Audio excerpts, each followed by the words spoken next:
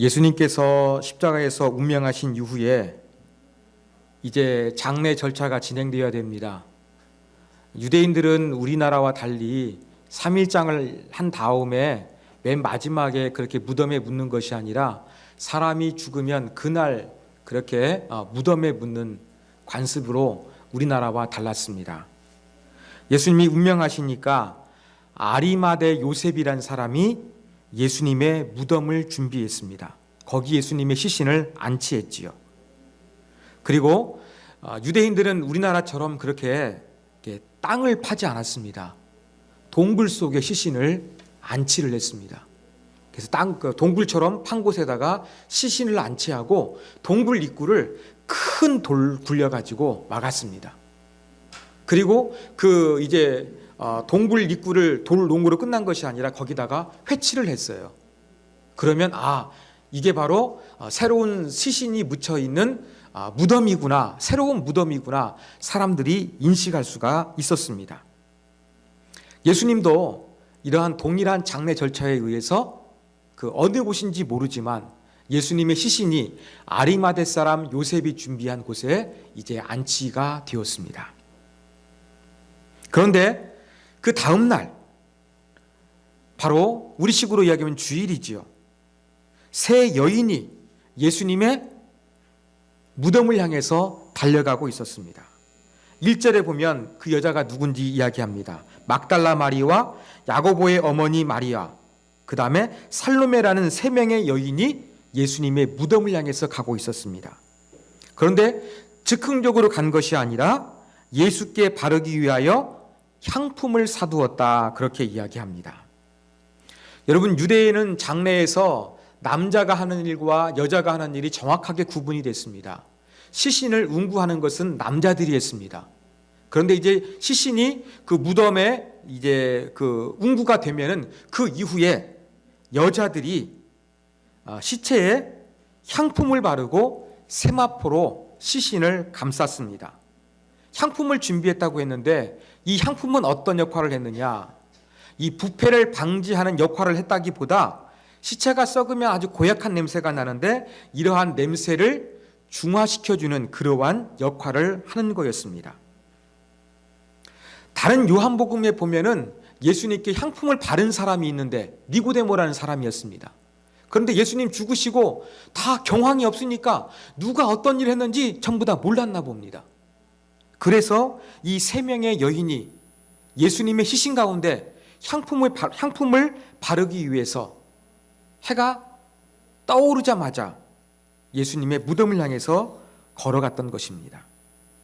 자, 그런데 걸어가면서 했던 말이 무엇입니까? 3절에 보면 누가 우리를 위하여 무덤 문에서 돌을 굴려주리요, 그렇게 이야기를 하고 있습니다. 아까 제가 말씀드린 대로 그 유대인의 그러한 무덤은 그 동굴을 큰 돌로 막는 거였습니다. 이것은 몇 사람이 함께 굴려야 되는 그러한 큰 돌이었습니다. 당시 이 무덤을 도구로 하는 것이 매우 흔한 일이었습니다. 그래서 로마 제국에서는 이 무덤을 도구로 하지 못하도록 칙령을 내릴 만큼 아주 사회적인 문제가 심각했던 사건이었습니다. 그렇다고 한다 그러면 도굴되지 않기 위해서 큰 돌, 여자들 3명이 도저히 움직일 수 없는 돌로 막아두었을 것입니다. 그런데 지금 이 시신, 누구의 그 묘입니까? 예수님의 묘입니다. 예수님이 아무도 모르는 무명의 사람이 아니었습니다. 그 당시에 많은 사람들의 관심과 이목을 집중받았던 사람이 바로 예수님이셨습니다. 이러한 예수님을 시기해서 누명을 씌워서 죽게 만들었습니다. 그러면 어떻게 하겠습니까? 예수님의 시신을 가둔 묘라고 한다 그러면 도굴의 가능성이 더 컸기 때문에 더욱더 큰 돌로 철저하게 모든 이 무덤에 있는 경비들을 완성도 높게 행했을 것입니다. 이렇게 돌문이 닫혀져 있는데 여자들은 용감하게 간 거예요. 그런데 제자들은 어떠했습니까? 요한복음에 보면 예수님의 제자들은 예수님이 죽으시자 다 버리고 도망갔어요. 벌거벗은 채 도망간 사람도 있었어요. 그래서 함께 모여가지고 어떻게 했습니까? 모인 곳에 문들을 닫았더니, 문이란 문은 꽁꽁 걸어 잠그면서 예수님 죽었으니까 나도 잡혀가 곤문을 당하거나 죽을지도 몰라, 공포와 두려움 가운데 숨어 있었습니다. 그런데 이러한 제자들과 달리 이 세 명의 여자들은 자기들의 힘으로 예수님이 묻힌 돌문을 굴릴 수도 없는데 예수님의 무덤을 향해서 나아간 거예요. 여러분, 여자 셋이 모이면 접시가 깨진다고 했는데 아무리 노력해도 예수님 그 무덤에 있는 돌문 깨지지 않습니다. 왜 이렇게 아무런 대책도 없이 돌문을 옮겨줄 만한 남정네들을 데리고도 가지 않은 상태에서 예수님의 무덤을 무작정 찾아간 이유는 무엇일까요? 머리가 안 좋아서 그랬을까요? 아니면 예수님에 대한 부활신앙이 있기 때문에 그랬을까요? 예수님 살아날 것을 예언하셨으니까 그래, 예수님 살아나실 거야 라는 그 믿음을, 이 부활신앙을 가지고 무덤을 향해서 나아갔습니까? 아니잖아요. 아까 우리가 1절에 살펴봤던 것처럼 예수님의 시신에 향품을 바르기 위해서 갔던 것입니다. 부활신앙이 아니었다는 거예요. 그러면 부활신앙도 없고 그 예수님의 무덤을 맡고 있는 큰 돌을 옮겨줄 만한 사람도 없는데 완전히 무대뽀 정신으로 그렇게 이른 새벽에 예수님의 시신이 있는 무덤을 향해서 달려간 이유는 무엇일까요? 그 이유가 여러분 궁금해지지 않습니까? 어쩌면 한국식으로 표현하면 예수님 마지막 가는 길에 최선을 다해서 장례 절차를 마치고 예수님을 사랑하고 예수님을 존경한다는 막 의미를 나타내기 위해서 자기들이 그렇게 향품을 바르기 위해서 아마 찾아갔던 것으로 보입니다. 제자들 다 숨어버렸습니다. 그들의 포기했습니다. 도와줄 사람 없다 할지라도 우리만이라도 예수님 마지막 가시는 길에 최선을 다해서 장례 절차 마쳐드리자, 사랑과 존경을 표현하자, 아마 이러한 모습으로 나갔던 것으로 보입니다. 여러분, 중요한 것은 바로 무엇입니까? 주님을 향한 사랑과 열정이에요. 너무나 무모해 보이지만 이 세 여인 가운데는 예수님을 향한 존경과 열정과 사랑이 있었던 것입니다. 그래서 무모해 보이지만 이렇게 무덤을 향해서 나아갔을 때 그들이 어떤 복을 누리게 됐습니까? 예수님이 부활하셨다는 첫 번째 소식을 전해 들은 부활의 증인이 되었던 것입니다. 여러분, 부활의 그 감격은요, 이 시간 예배가 너무나 세련되고 멋있어서 여러분에게 부활의 은혜가 임하는 게 아닙니다. 여러분, 정성수 목사라는 사람이 설교를 감동적으로 잘해가지고 부활의 은혜가 임하는 게 아닙니다. 부활의 은혜를 누리지 못하도록 우리 안에도 우리를 짓누르고 있는 큰 돌이 있습니다.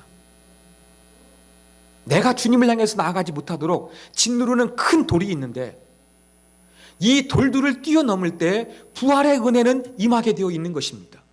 사랑하는 여러분, 여러분들이 부활의 은혜와 감격과 감동을 체험하지 못하도록 가로막고 있는 여러분의 큰 돌은 바로 무엇입니까? 불신의 돌입니까? 물질입니까? 세상에서의 성공과 명예에 대한 욕망입니까? 자아실현입니까? 근심의 걱정의 돌입니까? 이러한 돌들을 우리가 뛰어넘지 못하면 부활의 은총을 경험할 수가 없습니다. 여러분, 믿음을 가지고 하나님 앞에 나아가시기 바랍니다. 나도 여인들처럼 어떠한 부족함이 있지만, 무모해 보이지만 그저 주님께 달려가는 거예요. 주님을 사랑하고 존경하고 더욱더 알기 위해서 나로 하여금 하나님의 은혜를 베풀어 주시옵소서, 이러한 마음으로 큰 돌문이 나를 가로막고 있고도 그냥 나아갈 때 우리는 부활의 은혜를 경험할 수 있다는 사실을 저와 여러분이 기억하기를 원합니다. 자, 이렇게 무모해 보이지만 무덤을 찾아 갔습니다. 그러니까 어떤 광경을 목격하게 되었습니까? 무덤의 돌문이 옮겨져 있는 겁니다. 예수님의 시신은 보이지 않는 겁니다. 그들은 예수님의 시신 가운데 향품을 바르려고 했는데 할 수가 없었습니다. 한 청년이 있었습니다. 천사일지도 모릅니다. 이 천사일지 모르는 청년을 통해서 세 여인은 두 가지의 소식을 듣게 됩니다. 그 소식은 바로 무엇이냐? 하나는 그가 살아나셨고 여기 계시지 아니하니라 하는 그러한 말씀입니다. 예수님의 부활 소식이 전해졌습니다. 두 번째는 7절에 있는데 예수께서 너희보다 먼저 갈릴리로 가시니 전에 너희에게 말씀하신 대로 너희가 거기서 배우리라 하라. 첫 번째는 예수님이 부활하셨다는 것. 두 번째는 부활하신 예수님이 먼저 갈릴리에 가실 것이고 갈릴리에서 제자들을 만나 주실 것이다. 이 두 가지 메시지가 이 천사처럼 보이는 청년을 통해서 전해지게 된 것입니다. 그러면 부활 소식을 전하며 동시에 부활하신 예수님을 갈릴리에서 만나게 될 것을 천사를 통해서 말씀하셨어요. 이걸 제자들에게 전해달래요. 왜 예수님은 부활하신 이후에 갈릴리에서 제자들을 만나 주시는 걸까요? 예루살렘, 당시의 수도였습니다. 제일 많은 사람들이 모이는 곳이었습니다. 예루살렘에서 꽁꽁 숨어 있는 제자들 한번 극적으로 그들에게 반전시켜 주시기 위해서 예루살렘에서 부활하신 모습을 나타내면 얼마나 좋았겠습니까? 얼마나 많은 사람들이 바라보겠습니까? 예수님을 결박했던 유대 종교 지도자들 얼마나 당황스러웠겠습니까? 그런데 예수님은 예루살렘에서 부활하신 모습을 보여주신 것이 아니라 갈릴리에서 부활하신 예수님을 만나게 될 것이다. 제자들에게 전해달래요. 그 이유가 무엇인지 우리가 생각해 볼 필요성이 있습니다. 첫 번째 이유, 말씀을 성취하기 위함이었습니다. 예수님께서는요, 겟세마네 동산에서 이렇게 말씀하셨어요. 마가복음 14장 28절. 내가 살아난 후에 너희보다 먼저 갈릴리로 가리라. 부활을 예고하시면서 무엇까지 말씀하시는 거예요? 부활한 다음에 어디에 계실 것인지, 너희들보다 먼저 갈릴리에 있을 것이다. 예수님 말씀하셨는데 이 말씀을 성취하시기 위해서 갈릴리로 갈 것을 예수님이 말씀해 주신 것입니다. 두 번째 이유, 제자들을 용서하시고 회복시켜 주시기 위해서 갈릴리로 가신다고 하신 것입니다. 자, 예수님이 체포되고 십자가에 달려 죽으시게 되니까 제자들은 어떠했습니까? 다 예수님 버리고 도망해 버렸습니다. 벌거벗은 몸으로 도망한 사람도 있었습니다. 아까 살펴본 대로 문이란 문은 모두 걸어 잠그고 두려움과 공포 속에서 숨어 있었습니다. 이러한 제자들 예수님께서는 가만히 두시지 않지요. 어떻게 합니까? 갈릴리에서 만나 주신다는 것입니다. 만나 주신다는 것은 그들의 배신과 그들의 실패에도 그들을 사랑하고 그들을 용서하고 그들과의 관계를 회복시켜 주실 것을 예수님께서 보여주신 것입니다. 이것이 바로 두 번째 이유입니다. 마지막 세 번째 갈릴리로 가신 이유는 하나님 나라를 세우기 위함이었습니다. 왜 하필 갈릴리일까? 여러분 궁금하시죠? 갈릴리는 어떤 의미가 있을까요? 갈릴리는 예수님께서 맨 처음 하나님 나라의 복음을 전한 곳이었어요. 마가복음 1장 14절에 보면 요한이 잡힌 이후 예수님께서 갈릴리에서 하나님 나라의 복음을 전파하셨다, 그렇게 기록하고 있어요. 복음이 첫 번째로 울려 퍼진 곳이 갈릴리였어요.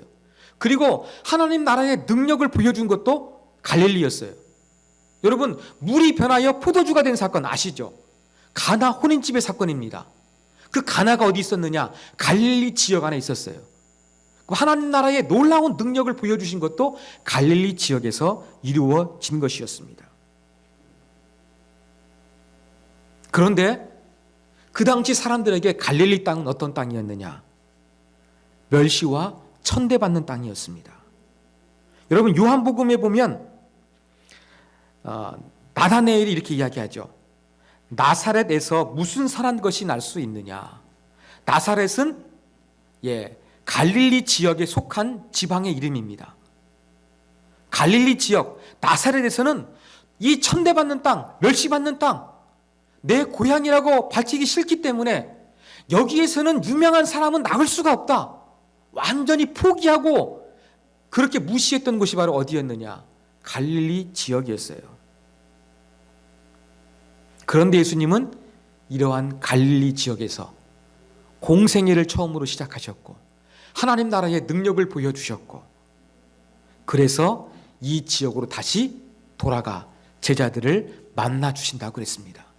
예수님은 하나님 나라를 세우실 때 가장 낮은 곳, 가장 멸시받는 곳, 가장 사람들이 고통받는 그곳에서 하나님 나라의 복음을 증거하시고 하나님 나라의 능력을 보여주시는 그 일을 행하셨는데 그 지역이 갈릴리예요. 다시 말해서 하나님 나라를 세우셨던 최중요한 도시가 바로 갈릴리라는 사실을 우리가 알 수가 있는 것입니다. 우리는 지금까지 예수님께서 부활하신 이후에 갈릴리의 제자들을 만나 주실 것이다 예고하셨다고 그랬습니다. 그 이유가 무엇인가? 말씀을 이루시기 위해서, 제자들을 용서하시기 위해서, 하나님 나라를 다시 세우시기 위하라고 제가 말씀을 드렸습니다. 여러분, 부활 이후에 예수님이 갈릴리로 향하셨던 것처럼 저와 여러분도 부활 신앙이 있다고 한다 그러면 우리도 어디로 가야 되겠습니까? 우리도 갈릴리로 가야 되는 거예요. 우리도 갈릴리로 가야 됩니다. 갈릴리가 어떤 곳입니까? 예수님이 복음을 선포했던 곳이었습니다. 능력을 행하셨던 곳이었습니다. 그렇습니다. 우리가 가야 되는 갈릴리도 하나님의 은혜와 사랑을 경험했던 곳으로 돌아가야 됩니다. 하나님을 뜨겁게 만났던 곳으로 돌아가야 합니다. 내가 열심히 하나님을 찾고 하나님과 예비하고 뜨거운 기도를 드렸던 그곳으로 돌아가야 합니다. 이것이 바로 우리가 돌아가야 될 갈릴리인 것입니다. 갈릴리는 또한 평범한 일상의 자리입니다. 예수님의 고향이었습니다. 복음을 선포한 곳이었습니다. 평범한 그 자리, 일상의 그 자리가 바로 우리가 가야 될 부활 이후에 갈릴리라는 사실을 저와 여러분이 기억해야 되겠습니다. 우리가 돌아가야 할 곳은 갈릴리입니다. 우리가 돌아가야 할, 여러분 각자가 돌아가야 할 갈릴리는 어디입니까? 가정이 싫어질 때 있습니까?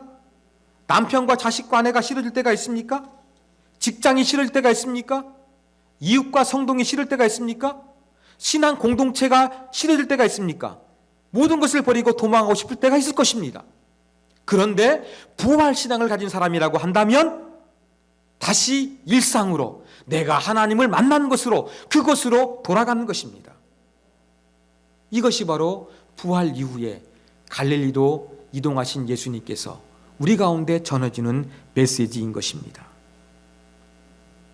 여러분, 부활은 우리를 어디로 이끕니까? 부활은 우리를 갈릴리로 이끈다는 사실을 기억해야 되겠습니다.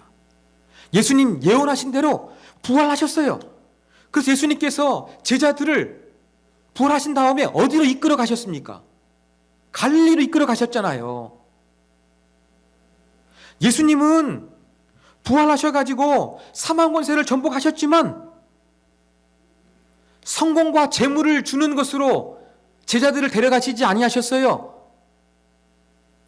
지상 낙원으로, 유토피아로 제자들을 데려가시지 아니하셨어요. 질병이 없고 고통이 없고 눈물이 없는, 사망이 없는 곳으로 예수님께서 제자들을 데려가시지 아니하셨어요. 그 당시에 유대인들은 로마의 식민지였는데 이 로마의 식민지로부터 해방을 얻게 되는 정치적인 자유함으로 예수님은 제자들을 데려가시지 아니하셨어요. 부활하신 예수님께서 데려가신 제자들을 만난 곳은 어디였습니까? 갈릴리라는 사실을 우리가 기억해야 되겠습니다. 여러분, 부활은 분명히 우리로 하여금 저 아름다운 하나님의 나라, 저 천국에 거하는 증표입니다. 예수님께서 첫 열매가 되어주신 거예요.